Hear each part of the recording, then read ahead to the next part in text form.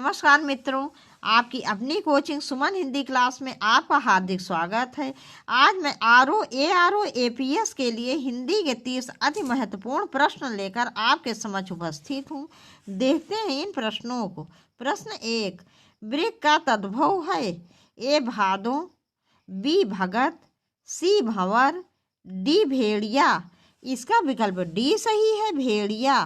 वृक्क का तद्भव है भेड़िया। इसके अतिरिक्त भादों का क्या होता है? भाद्रपद। भादों का तत्सम है भाद्रपद। भगत का तत्सम क्या है? भक्त। ये वर्कर क्या होता है? वर्कर जो है ये बकरा का तत्सम होता है। वर्कर कहते हैं बकरा को, बकरा के तत्सम रूप को। ये एग्जाम में कई बार पूछा जा चुका है। देखेंगे अगला प्रश्न। प्रश्न 2, निम्नलिखित में से तद्भव शब्द है? ए शांत, बी समुद्र, सी काज, डी ताप। इसका विकल्प सी सही है, काज। काज तद्भव है। कार क्या होता है? कार होगा इसका तत्सम। काज का तत्सम होगा कार्य। तत्सम और तद्भव के बीच में एक कड़ी होती है जिसे कहते हैं अर्थ तत्सम। तो अर्थ तत्सम क्या होता है? कारज। तो काज शब्द जो है ये तद्भव है, कारज होता है अर्ध तत्सम और कार्य होता है तत्सम। देखेंगे अगला प्रश्न। प्रश्न 3, नीचे दिए गए विकल्पों में से तत्सम शब्द है? ए गांव, बी वायु, सी नाच, डी सूरज। इसका विकल्प बी सही है, वायु। गांव का तत्सम क्या होगा? गांव का तत्सम होगा ग्राम। नाच का तत्सम होगा नृत्य। सूरज का तत्सम होगा सूर्य। देखेंगे अगला प्रश्न। प्रश्न 4, मेढक का तत्सम रूप क्या है? ए बंदूक, बी मंडूक, सी मुष्टि, डी मुदंग। इसका विकल्प बी सही है, मंडूक। अगला प्रश्न देखेंगे। प्रश्न 5, निम्नलिखित में से कौन सा शब्द तद्भव है? निम्नलिखित में से कौन सा शब्द तद्भव है? ए प्रभु, बी नाथ, सी त्रिकुटी, डी खेत। इसका विकल्प डी सही है, खेत। खेत का तत्सम होता है क्षेत्र। क्या होता है? क्षेत्र। देखेंगे अगला प्रश्न। प्रश्न 6, शुद्ध शब्द चुनिए। ए नियुक्ति, बी अंतर्द्वंद, सी दिवारात्रि, डी नियुक्ति। इसका विकल्प ए सही है, नियुक्ति। अगला प्रश्न 7, शुद्ध वर्तनी है? ए आजीविका, नहीं, ए आजीविका लिखा है। ए आजीविका, बी आजीविका, सी आजीविका, डी आजीविका। इसका विकल्प सी सही है, आजीविका। अगला प्रश्न 8, निम्नलिखित में से किसकी वर्तनी अशुद्ध है? ए परिहास, बी परिवर्तन, सी अंधक, डी व्यंग। इसका विकल्प ए सही है, परिहास। इसका विकल्प ए सही है, परिहास। परिवर्तन कैसे लिखा जाएगा? परिवर्तन नहीं होता, शुद्ध शब्द है परिवर्तन। र पे छोटी की मात्रा लगेगी। और व्यंग कैसे लिखा जाएगा? आधा वा रहेगा, या रहेगा, ऊपर बिंदी रहेगी, आधा गा रहेगा और या, व्यंग। देखेंगे अगला प्रश्न 9, अशुद्ध वर्तनी वाला शब्द चुनिए। ए विशेषतः, बी सामान्यतः, सी परिमाणतः, डी अन्यथा। इसका विकल्प डी सही है, अन्यथा। अन्यथा में था के बाद विसर्ग नहीं लगेगा, अर्थात दो बिंदी नहीं लगेगी, था पे आ की मात्रा लगेगी। शब्द होगा अन्यथा। देखेंगे अगला प्रश्न 10, निम्न में से अशुद्ध शब्द चुनिए। ए भामनी, बी भावना, सी भाग्याधीन, डी भारोत्तोलन। इसका विकल्प ए सही है, भामनी। भामनी शब्द अशुद्ध है, शुद्ध शब्द होता है भामिनी, माने माँ पे छोटी की मात्रा लगेगी। इस शब्द में भामनी में माँ पे छोटी की मात्रा लग जाएगी तो ये शुद्ध हो जाएगा। भामनी का अर्थ होता है स्त्री। अगला प्रश्न,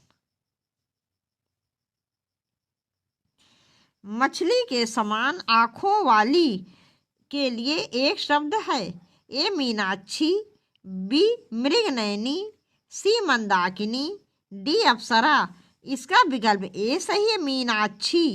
मृगनयनी किसे कहते हैं? मृग के समान नेत्रों वाली। मंदाकिनी कौन है? ये गंगा का पर्यायवाची है।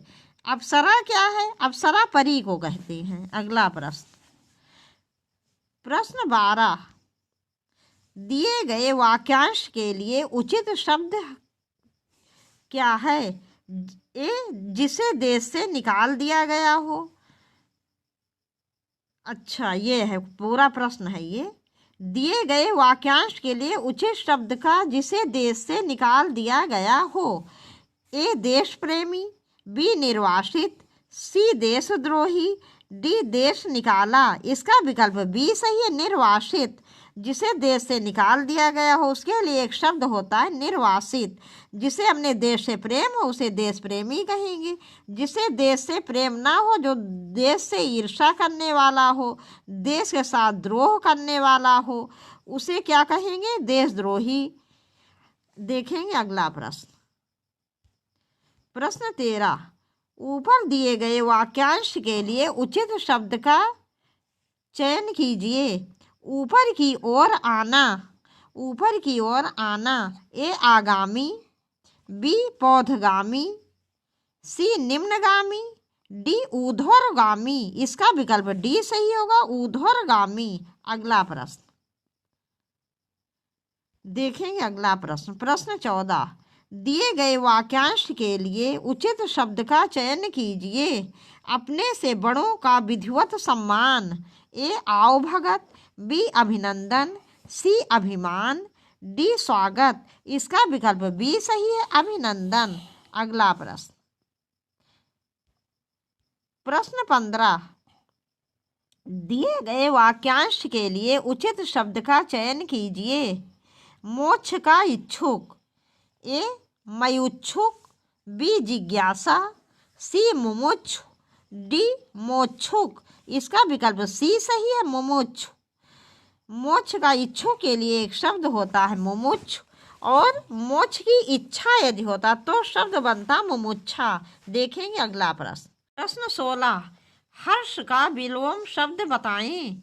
ए उल्लास, बी आनंद, सी विषाद, डी खुशी। इसका विकल्प सी सही है, विषाद।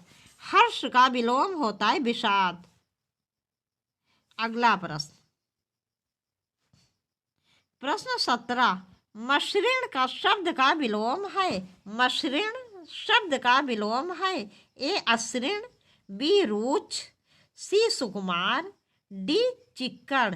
इसका विकल्प बी सही है, रुच। अगला प्रश्न, प्रश्न 18, असाध्य का विलोम होता है। ए नसाध्य, बी साधा, सी साध्य, डी सादा। इसका विकल्प सी सही है, साध्य। असाध्य का अर्थ क्या होता है? जो बहुत कठिन हो, जो कि असाध्य हो, जिसका कोई उपाय ना हो। और साध्य माने जो आसानी से किया जा सके या आसानी से हो सके। अगला प्रश्न, प्रश्न 19, आगमन का विलोम शब्द है। ए जाना, बी प्रस्थान, सी आना, डी गमन। इसका विकल्प डी सही है, गमन। अगला प्रश्न, प्रश्न 20, अनिवार्य का विलोम होता है। ए वैकल्पिक, बी नापसंद, सी ऐच्छिक, डी आवश्यक। इसका विकल्प ए सही है, वैकल्पिक।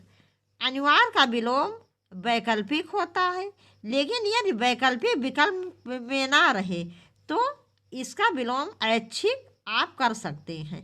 वैसे ऐच्छिक का विलोम अनैच्छिक होता है। नापसंद का क्या होगा? पसंद। आवश्यक का विलोम अनावश्यक।